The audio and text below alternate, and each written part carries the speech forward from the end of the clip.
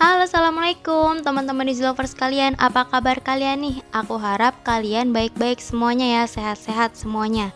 Untuk di video kali ini aku mau ngelanjutin alur cerita di Rilis Ertugrul episode 13 part 2. Tapi sebelum itu jangan lupa di like, komen, subscribe, dan juga share ya. Oke deh, mari kita saksikan videonya. Di awal episode, di perkemahan suku Kai, diperlihatkan seluruh rakyat sedang mempersiapkan diri untuk peperangan yang mungkin akan terjadi. Deli Demir dan Aikis yang memang dikenal pandai bertarung, sedang mengajarkan yang lainnya. Aikis terlihat sedikit emosional saat mengajarkan gadis-gadis lainnya, karena nasib dari kekasihnya belum bisa dipastikan. Lalu Selchan datang menghampirinya dan menyindirnya. Ketika orang yang kau cintai jatuh ke tangan orang kafir, kau menumpahkan kemarahanmu pada gadis-gadis itu, Aikis. Aikis pun membalasnya dengan berkata, dan karena suamimu pergi, kau kehilangan akal sehatmu, Selchan. Tidak ada yang mengganggumu hanya karena kau hamil, tapi aku tidak peduli. Bahkan aku pikir bayi di kandunganmu itu aneh, seperti tidak tumbuh. Mendengar itu membuat Selchan marah dan ingin menyerang Aikis, tapi ditahan oleh Gokce. Gokce berkata pada Selchan, tolong jangan lakukan ini, dia sudah marah. Lalu Selchan menjawabnya, berhenti melerai Gokce. Tidakkah kau tahu bagaimana cara bicara dengan istri seorang bey? Ini saatnya menghentikanmu, Aikis. Dengan emosi yang ditahannya, Aikis membalas perkataan Selchan.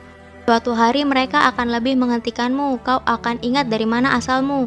Ucapan Aikis itu semakin membuat Selchan marah dan hendak menyerang Aikis lagi.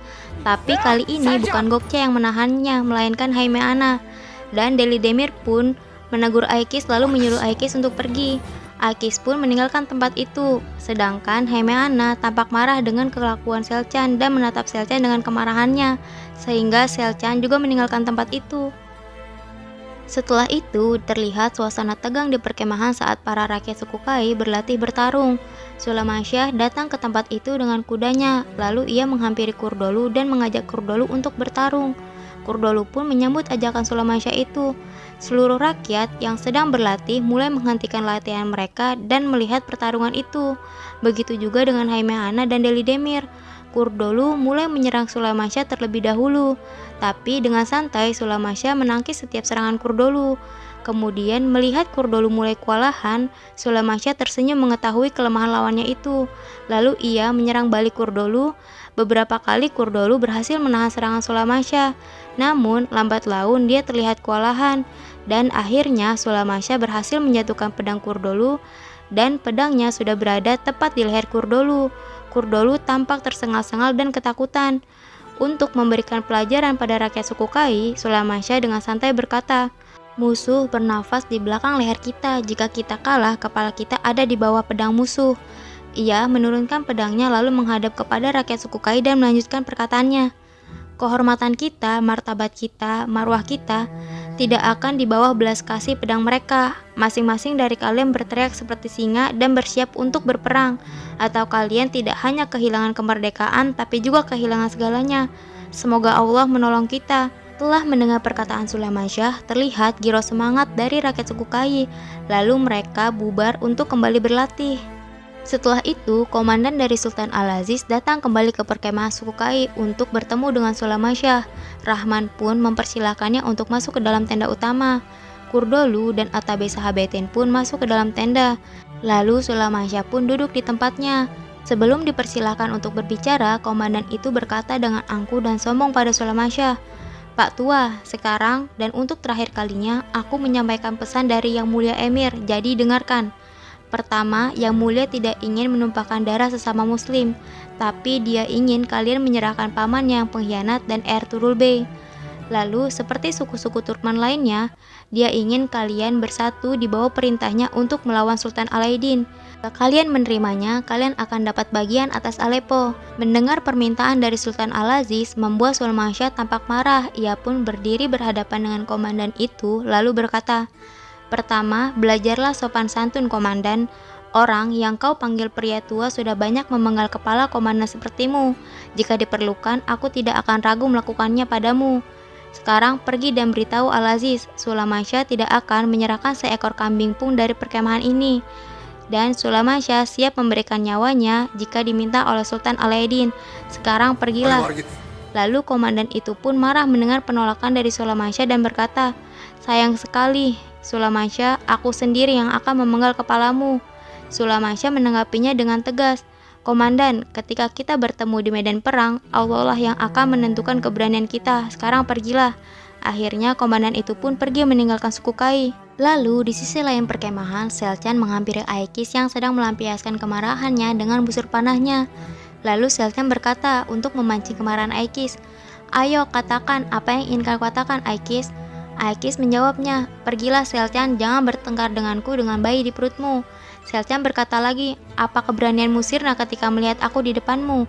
Menahan emosinya, Aikis berkata lagi, "Selcan, aku bilang pergilah atau sesuatu yang buruk akan terjadi." Mendengar itu membuat Selcan semakin senang karena rencananya mulai berhasil. Lalu ia berkata lagi, "Sesuatu yang buruk ya? Apa yang akan kau lakukan?" Lalu ia menampar Aikis, membuat kemarahan Aikis semakin bertambah. Untuk menghindari kemarahannya, ia pun pergi dari sana. Lalu Selcan menahannya dan berkata dengan nada tingginya sambil memukul tubuh Aikis, "Katakan sesuatu, dari mana asalku? Jadi seseorang akan mengingatkanku, katakan pengecut.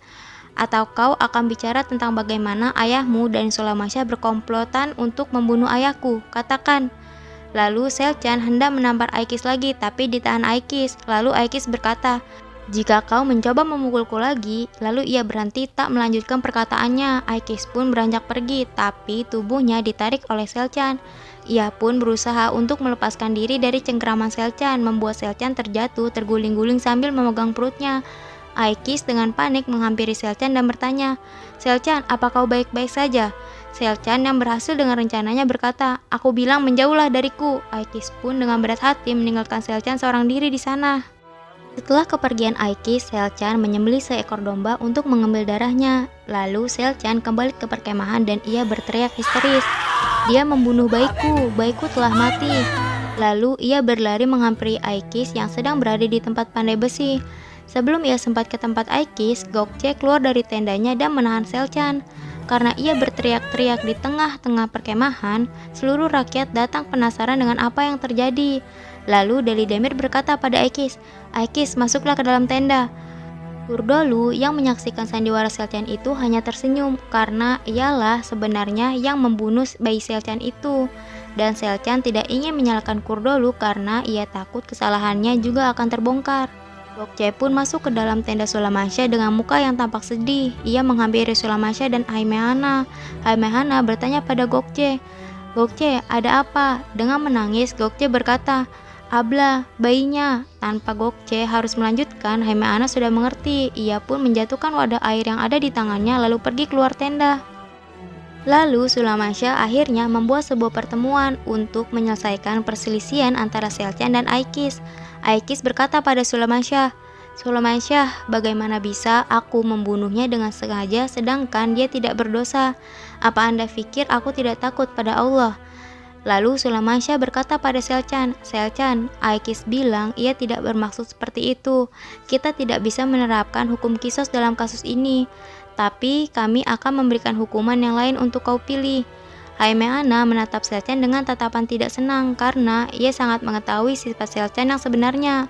Selcan untuk menutupi kesalahannya yang lalu dan melampiaskan kemarahannya pada Aikis, ia pun memfitnah Aikis dengan fitnah keji itu. Ia pun berkata tanpa merasa berdosa, "Apapun hukuman yang dipilih tidak bisa mengalahkan sakitnya kehilangan bayiku. Inilah kenapa aku ingin dia dicambuk." Mendengar permintaan Selcan membuat Sulamansyah merasa berat hati. Lalu dengan berat hati akhirnya Sulamansyah memutuskan, "Besok di alun-alun perkemahan kau akan dihukum 30 kali cambukan." Semua yang hadir di pertemuan itu tampak sedih mendengar keputusan itu, terutama Deli Demir dan juga Haimehana. Keesokan harinya di karavan Salahuddin, seluruh suku Turkmen yang diundang oleh Sultan Al-Aziz mulai berdatangan. Lalu salah satu dari kepala suku terlihat sangat menonjol di antara yang lainnya, sehingga Nasser bertanya pada salah satu prajuritnya, "Siapakah dia?" Prajurit itu menjawab, "Dari suku Begdili, tuan, saudara ipar dari Sulamansyah, Korkut Bey." Lalu Nasser pun menghampiri Korkut Bey dan memberi salam padanya. Dengan tatapan tegas, Korkut Bey berkata, "Mereka mengatakan ada permintaan dari orang yang memberi Ogus padang rumput. Kami tidak bisa menolak dan datang ke sini." Lalu Nasir menjawabnya, betapa baiknya Anda, selamat datang. Lalu ia mempersilahkan Korkut Bey untuk duduk. Lalu di perkemahan suku Kai, Deli Demir mengantarkan Aikis ke alun-alun perkemahan untuk menjalankan hukumannya. Semua masyarakat suku Kai berkumpul untuk menyaksikan itu. Lalu tangan Aikis diikat oleh tali yang dikaitkan oleh sebuah tiang. Ketika Allah sudah menutup pintu hati seseorang tanpa rasa berdosa dan malu, Selcan mulai mencabuk Aikis dengan kencang, menyalurkan kemarahan pribadinya pada Aikis. Haimehana dari kejauhan terlihat tidak tega melihat hukuman yang dijalani oleh Aikis itu. Begitu juga dengan Deli Demir, tidak kuat untuk melihat anaknya disiksa seperti itu. Selcan terus-menerus mencabuknya dengan nafsu amarahnya. Sedangkan di Aleppo, Halimeh sedang bersiap-siap untuk pernikahannya dengan Sultan Al-Aziz dibantu oleh Omehair, Laila, dan pelayan lainnya. Mukanya tampak sedih menggambarkan ketidakbahagiaannya atas pernikahannya, karena yang ia nikahi bukanlah pria yang ia cintai. Lalu ayahnya datang dengan tatapan penuh kesedihan. Omehair pun meminta semua yang ada di ruangan untuk keluar ruangan dan meninggalkan Numan dan Halimeh berdua di ruangan itu. Lalu Pangeran Numan memasangkan selendang merah di pinggang Halimeh, sesuai tradisi Turki sebelum melepas anak perempuannya untuk dinikahi. Lalu Numan berkata pada Halimeh, "Semoga Allah menjadikanmu bahagia, nak." Lalu Halimeh menanggapi doa ayahnya itu dengan penuh kekecewaan. "Kau tidak membuat anakmu menjadi pengantin dengan kerudung yang indah. Kau mengubur hidup-hidup putrimu di istana ini. Biarkan selendang merah yang kau ikatkan padaku jadi kain kafanku." Lalu ia memalingkan wajah sedihnya dari Numan. Numan yang merasakan kesedihan putrinya itu, tapi tidak kalah dengan egonya, ia bingung harus berkata apa pada putrinya itu. Akhirnya ia meninggalkan ruangan itu. Kembali ke perkemahan suku Kai, Selcan masih saja menjalani hukumannya pada Aikis. Haimehana sudah terlihat sedih, tidak tega melihat hal itu. Lalu Haimehana menghentikan itu dengan berkata, "Cukup, aku bilang cukup." Lalu Deli Demir segera menghampiri Aikis dan memberinya minum. Kesatria yang lainnya membantu untuk melepaskan ikatan Aikis. Selcan yang tampak tidak senang meninggalkan cambukannya lalu pergi dari alun-alun itu. Haimehana menatapnya dengan tatapan tidak suka dan kecewa dengan Selcan. Lalu Haimehana berkata pada dirinya sendiri, "Jelas aku sudah memberimu kewenangan cukup lama, Selcan. Mulai sekarang takutlah padaku. Siapa yang tidak menunjukkan belas kasihannya tidak pantas menerimanya." Lalu ia pun masuk ke dalam tendanya. Dan di istana Aleppo, Halimeh ditemani Omehair, Laila, dan lainnya masuk ke ruang utama tempat pernikahan mereka akan dilaksanakan. Sultan pun menyambutnya dan lalu mempersilahkan Halimeh untuk duduk di tempat ijab kabul mereka.